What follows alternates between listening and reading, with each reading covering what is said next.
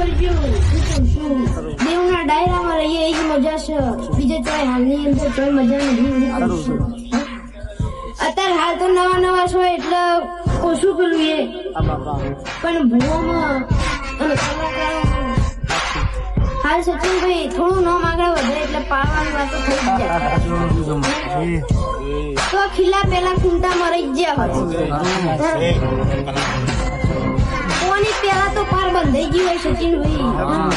અત્યારે દુનિયાનો નિયમ છે કોની પેલા પાર બંધાઈ જાય. આપણે આગળ વધીએ એ પેલા ખૂંટા મારવાની તૈયારી થઈ ગઈ હોય સચિનભાઈ.